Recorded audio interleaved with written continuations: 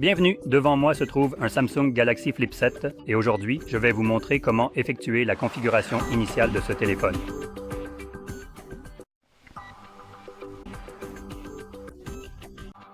Donc, lorsque vous l'allumez pour la première fois, une page d'accueil s'affiche dans différentes langues. Nous avons donc l'italien et d'autres langues. Il suffit de cliquer sur ce bouton qui se trouvait juste ici, puis de choisir la langue souhaitée dans la liste. Maintenant, il a déjà sélectionné la bonne langue pour moi, qui est l'anglais. Même si Dieu m'en garde, je ne veux pas être au Royaume-Uni. Même les Britanniques ne veulent pas y être, donc je vais changer pour quelque chose d'autre, qui offre au moins un peu plus de liberté, notamment d'expression. Bref, ensuite, nous avons la connexion au réseau mobile. Cette étape est facultative. Vous pouvez complètement l'ignorer, mais il y aura une légère différence entre la façon dont ma configuration apparaît et la vôtre si l'appareil est absolument neuf. Je vais passer à la page suivante. Accepter le contrat de licence utilisateur ici, c'est la seule chose à laquelle vous devez consentir. N'acceptez rien d'autre si ce n'est pas obligatoire. Vous ne devriez jamais accorder aux entreprises plus de droits qu'elles n'en exigent déjà de vous. Et nous avons une configuration facile, avec un autre appareil, ce qui, je suis presque sûr, si je déverrouille mon téléphone. Oui, voilà, ça s'affiche. Donc vous pouvez voir, je peux maintenant transférer les données. Cela va automatiquement apparaître sur votre téléphone lorsque vous le déverrouillez. Je ne sais pas si c'est exclusif à Samsung, le téléphone que je viens de présenter était un Samsung. Mais je pense que cela devrait fonctionner de manière générale entre appareils Android, mais je pourrais me tromper étant donné que toutes les applications que je vois ici ressemblent plutôt à celles de Samsung. Donc nous avons d'autres options. Je crois que c'est genre une configuration manuelle, donc vous pouvez choisir Galaxy ou Android, iPhones ou iPad et à autre chose. Et on peut évidemment le configurer manuellement, ce qui signifie le configurer sans faire le transfert dont je viens de parler. Donc ce serait comme une toute nouvelle configuration sans inclure aucun ancien téléphone. Ici, nous avons notre page Wi-Fi. Maintenant, c'est de ça dont je parlais, la petite différence entre les configurations. C'est juste ici. J'ai l'option de passer cette étape. La raison pour laquelle j'ai l'option de passer cette étape, c'est parce que j'ai déjà effectué la première configuration à la sortie de la boîte, donc ce n'est pas vraiment un appareil totalement neuf. Il a été sorti de la boîte, configuré une fois, puis réinitialisé.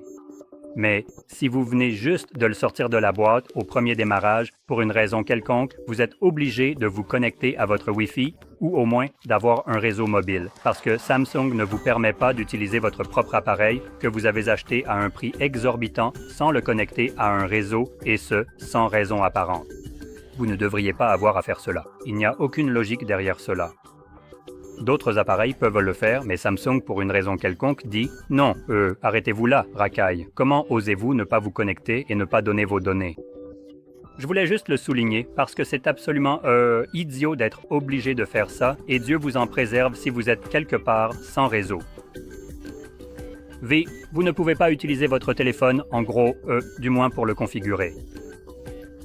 Donc, dans tous les cas, je vais passer cette étape parce que, zut, Samsung, oui, je m'en fiche. Maintenant, je veux le souligner parce que je n'ai aucune connexion réseau. C'est l'une des choses qui va se produire. Donc, je ne pourrai pas me connecter à interne. Attends, quoi? Nécessite de mettre en place un forfait mobile eSIM? Pourquoi diable aurais-je besoin du Wi-Fi pour sélectionner une eSIM? Es-tu stupide? Connectez-vous à Internet. Je veux dire, en ne me connectant pas à Internet, je ne serai pas connecté à Internet. Ouah. Le Wi-Fi, c'était nécessaire pour se connecter à Internet. Qui l'aurait cru, Samsung? Waouh, merci. Dis-moi en plus. Installer les mises à jour logicielles. C'est probablement mieux ainsi, d'ailleurs. Samsung est plutôt doué pour, disons-le gentiment, baiser ses utilisateurs avec des mises à jour qui détruisent leurs appareils et leur fonctionnement. Donc honnêtement, j'utiliserai probablement ça comme un avantage, ne pas mettre à jour votre appareil. Dieu vous préserve d'avoir une barre de son Q990D de Samsung qui vient de recevoir une mise à jour forcée qui l'a complètement cassée. Bien joué Samsung. Utilisez les fonctionnalités de protection de l'appareil. Eh bien, c'est tout simplement des conneries. Vous pouvez toujours protéger votre appareil avec un code PIN, un modèle ou un mot de passe. Ce à quoi ils font réellement référence ici, juste pour ne pas vous effrayer, c'est leur BSE, Protection Knox. Maintenant, je dirais que c'est plutôt un obstacle pour ces appareils qu'une protection, mais bon, chacun son truc. Donc je vais passer cette option parce que ce n'est pas comme si Samsung offrait jamais quoi que ce soit de bien avec leur réseau ou même leur compte Samsung, dont on va parler dans un instant aussi. Maintenant, parce que je ne me suis pas connecté à la date et à l'heure, c'est ce qu'ils sont censés me dire, que je ne pourrai pas me connecter à un compte Google pendant le processus de configuration, que la date et l'heure ne seront pas réglées automatiquement, c'est pour ça que cette page s'affiche, et que je ne recevrai pas les mises à jour logicielles sans cela. C'est ce que vous êtes censé faire au lieu de jouer sur la peur. Mais merci Samsung de ne pas fournir les informations réellement importantes. Je suis content d'être là pour le faire à votre place. Bref, passons à la suite. Nous avons protégé votre téléphone. Donc, comme je l'ai dit, le message précédent était complètement bidon parce qu'on peut protéger son appareil par empreinte digitale, code PIN, schéma, mot de passe et reconnaissance faciale. Donc en fait, j'en ai raté deux. Vous pouvez choisir celui que vous voulez ou passer cette étape, même si honnêtement, je ne recommanderais pas de ne pas protéger votre appareil. Dieu nous en préserve si jamais vous perdez votre téléphone. N'importe qui pourrait y avoir accès et ce n'est probablement pas ce que vous souhaitez. Donc je vais quand même choisir ignorer, mais je vous recommande de ne pas faire ce que je viens de faire. Ensuite, nous avons les services Google avec des services comme la localisation, l'analyse et l'envoi de données utilisateurs et de diagnostics, toutes ces choses intrusives auxquelles on peut s'attendre de la part de Google.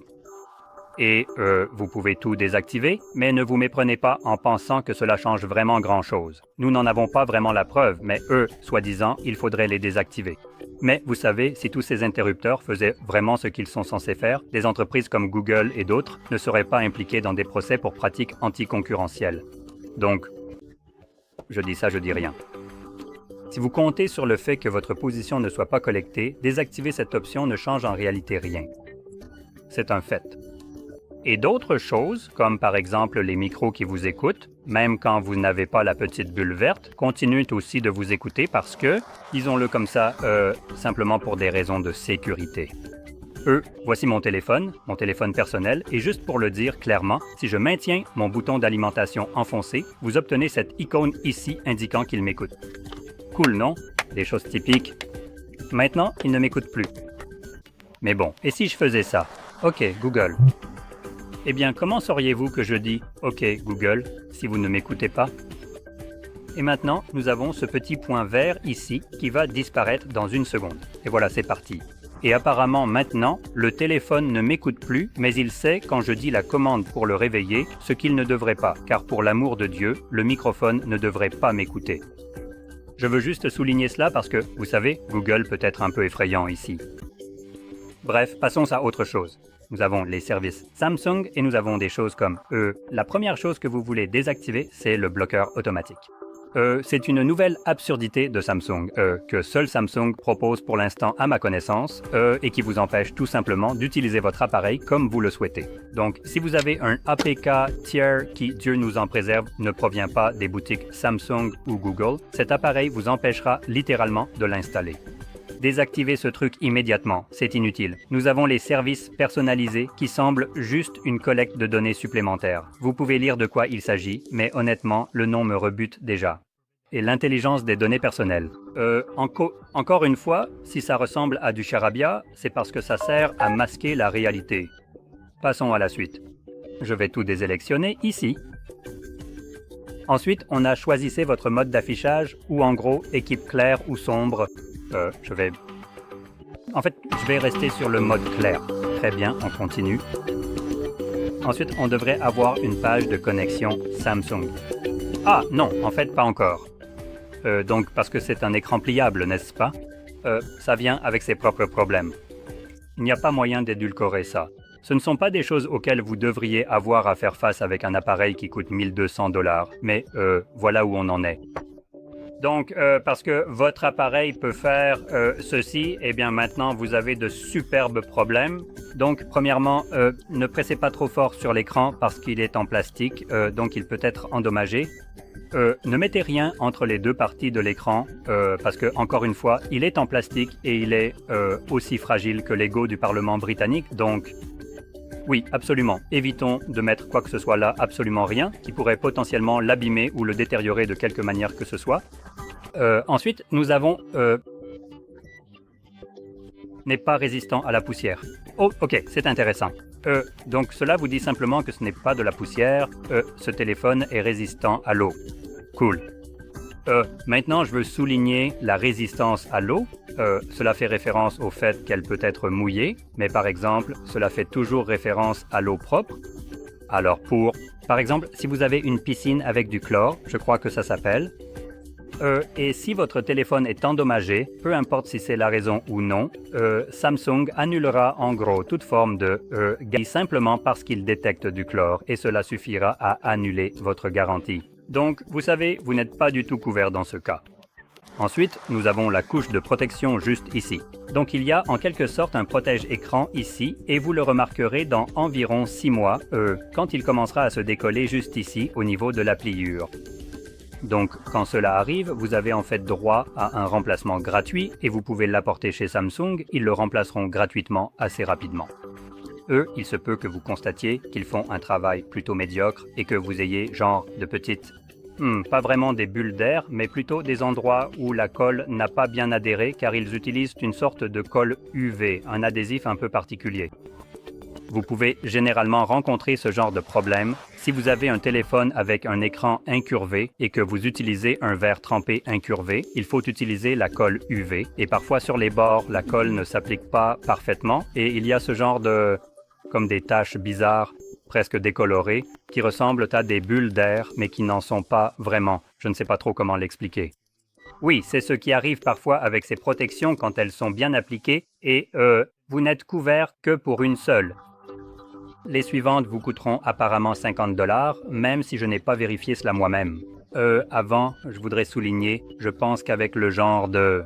Du moins, quand j'avais un Fold 4, c'était couvert tant que l'appareil était sous garantie, ce qui a du sens, parce que si ça commence à se décoller et que vous n'êtes couvert que pour un seul remplacement et qu'il dure environ 6 mois, peut-être jusqu'à 1 an, alors vous pourriez en fait en obtenir 2. Et si vous ne le remplacez pas, cela donne à Samsung le droit d'annuler votre garantie. Si vous l'enlevez vous-même, cela constitue un motif pour annuler la garantie. Si ça se détache tout seul parce que vous ne l'avez pas remplacé, encore une fois, votre garantie est terminée. Donc Samsung saisira toute occasion pour annuler votre garantie autant que possible. Alors, dès que ça commence à se décoller, faites-le régler tout de suite, même si cela doit vous coûter de l'argent, car ils peuvent littéralement annuler votre garantie pour d'autres raisons bénignes. Par exemple, si votre écran cesse de fonctionner, l'écran extérieur, mais que votre protection d'écran est endommagée ici au-delà de ce qu'ils autorisent, vous n'êtes pas couvert par la garantie même si cela n'a rien à voir. Donc, comme je l'ai dit, soyez vigilants avec ça, faites-la remplacer. Dernière chose, il y a les aimants. Le téléphone contient des aimants. Donc évidemment, gardez-le éloigné de tout type de choses qui pourraient être affectées par cela. Quoi qu'il en soit, passons à autre chose. Nous sommes tous prêts. Quoi? D'accord. Donc, en ne se connectant pas au réseau, Samsung a finalement supprimé cet écran comiquement insultant où ils essayaient de débloquer le compte Samsung. Même lorsque vous n'aviez pas de réseau, ils essayaient de vous faire vous inscrire, de vous connecter, et ils vous donnaient des raisons bidons pour lesquelles vous devriez le faire, ce qui n'était que des conneries parce que tout ce qu'ils proposaient était une copie de ce que Google proposait. Je suis donc heureux de dire qu'il n'est plus là. Ouais. Quoi qu'il en soit, c'est essentiellement toute la configuration, ça a pris un peu plus de temps. Je voulais approfondir un peu plus ce sujet de façon sarcastique car j'ai eu des problèmes avec Samsung tout au long de ces dernières années où je l'ai utilisé donc. Et chaque fois qu'un problème survenait avec leur appareil, c'était soit causé par eux, soit ignoré par eux. Je voulais donc exprimer mes frustrations juste pour que les gens soient au courant et aussi pour que vous sachiez quoi faire. Par exemple, si votre protection d'écran commence à se décoller et que votre téléphone se casse pour une raison sans rapport. Dans tous les cas, si vous avez trouvé cette vidéo utile, n'oubliez pas de liker, de vous abonner et merci d'avoir regardé.